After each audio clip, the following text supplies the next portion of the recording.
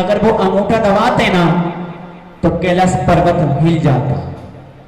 ऐसी तीर्थंकर की बल की शक्ति होती, ऐसा उनका ब्रज सब नारा सेनन हुआ करता है। लेकिन वास्तविक अपनी आत्मा को उत्थान करना, अपनी आत्मा का कल्याण करना है, अपनी आत्मा की अनंत शक्ति में ही रहना है। ऐसे आत्मा में लीन वह पारस मुनिराज केवल ज्ञानी हो चुके हैं। और जैसे उपसर्ग घोर हुआ तो नागलोक में धरणेन्द्र देव का आसन कंपायमान हो गया कि वास्तविक पद्मावती ने पूछा कि आखिर इस नागलोक में ऐसा कंपायमान क्यों हो रहा है। तो धरणेन्द्र देव ने अपने अवधि ज्ञान से पता किया और कहा कि हे प्रिय, जब हम और तुम नाग रूप की अवस्था में थे, एक हवन कुंड में जल रहे थे और एक श्रावक पारस कुमार ने हमको लमोकार मंत्र का दान दिया। उस लमोकार मंत्र के प्रभाव से, उनकी शब्दों से हमारा उत्थान हुआ और हम नागलोक में आकर धरणेन्द्र देव देवी हुए। आज वह जीव मुनि अवस्था को धारण करके एक वन में तप कर रहा है और उस पर उसका भाई, ध्यान रखना, लकड़ी को काटने का किस्सा नहीं होता, लकड़ी को काटने का किस्सा नहीं होता अगर कुल्हाड़ी के पीछे लकड़ी का हिस्सा नहीं होता।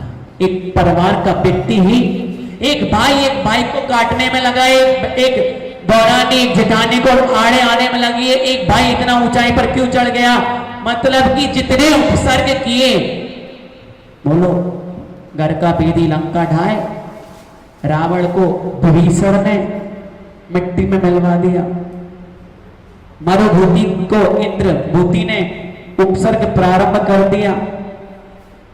एक घर का व्यक्ति ही, एक अपना व्यक्ति ही अपना उत्थान का कारण बन सकता है और अपना ही व्यक्ति अपने नरक लोक का कारण बन जाता।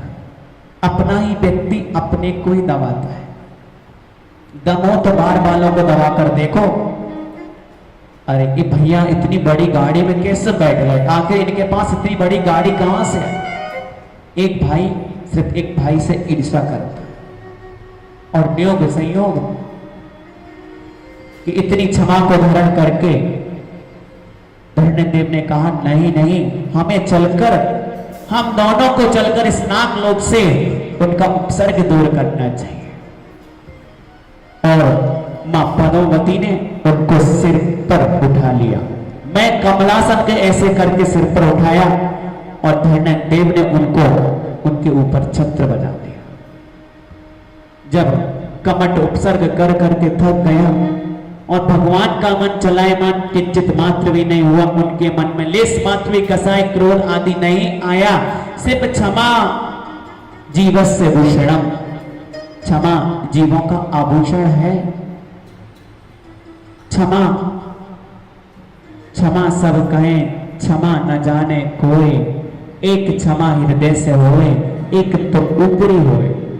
आज तक बहुत सभी लोग ऊपर से करते हुए आए, क्योंकि क्षमा मांगने वाले को वीर कहते हैं और क्षमा करने वाले को महावीर कहते हैं। निर्णय आपके हाथ में है कि पारस कुमार जैसे भाव रखकर क्षमा भाव करके क्षमावाणी पर्व मनाना कि बस तुम उसी मंदिर तक सीमित रहना और जय जयंत कर ले, ऐसी क्षमा मत करना।